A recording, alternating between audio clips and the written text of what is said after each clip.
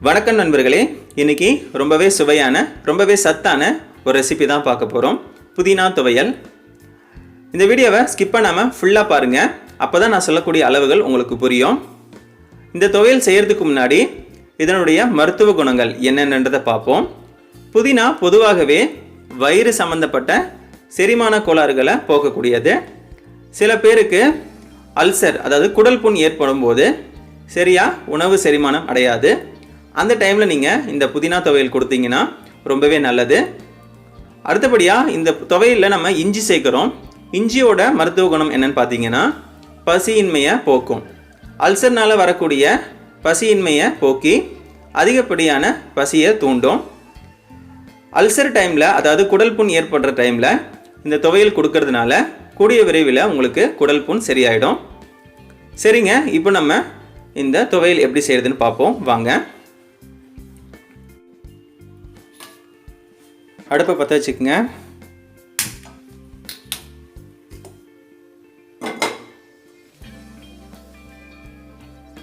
இப்போது தேவையான அளவு நல்லெண்ணெய் ஆட் பண்ணிக்கலாம். துவையலுக்கு நல்லெண்ணெய் தான் ரொம்ப நல்லாயிருக்கும்.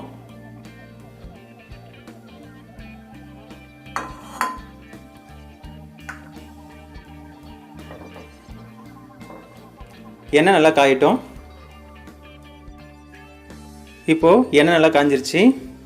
கொஞ்சம் போல் கடுகு ஆட் பண்ணிக்கலாம்.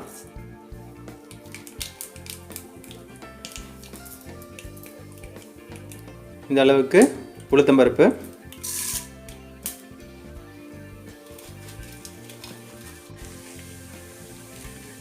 நாலு வரமிளகாய்,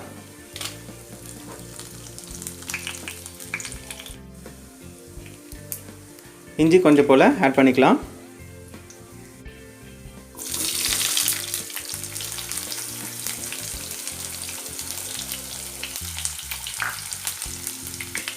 கொஞ்சமாக பெருங்காயம் ஆட் பண்ணிக்கலாம்.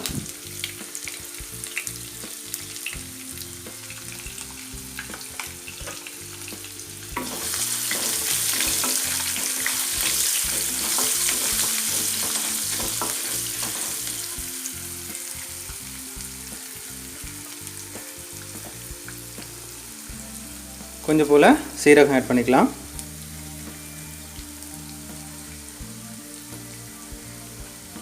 இன்றைக்கி 2 கட்டு புதினா நல்லா வாஷ் பண்ணி க்ளீன் பண்ணி எடுத்திருக்கேன். இப்போது இதில் ஆட் பண்ணிக்கலாம்.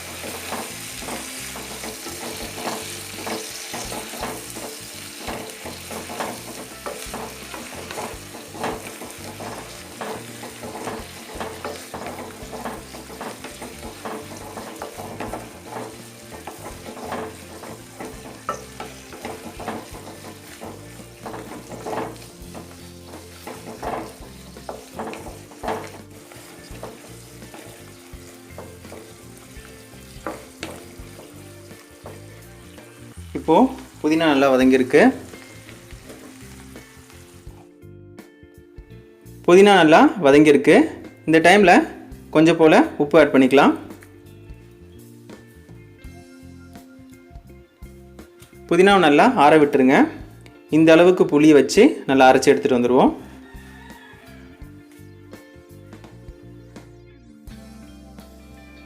இப்போது புதினா நல்லா அரைச்சி எடுத்துகிட்டு வந்துட்டோம்.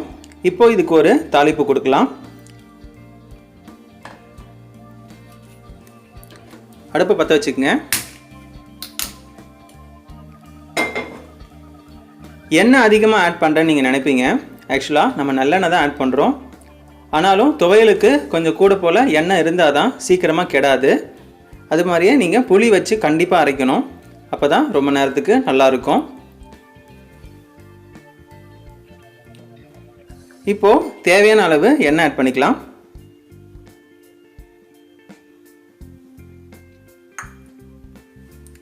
எண்ணெய் நல்லா காயிட்டோம். எண்ணெய் நல்லா காஞ்சிருச்சு. இப்போது கொஞ்சம் போல் கடுகு ஆட் பண்ணிக்கலாம்.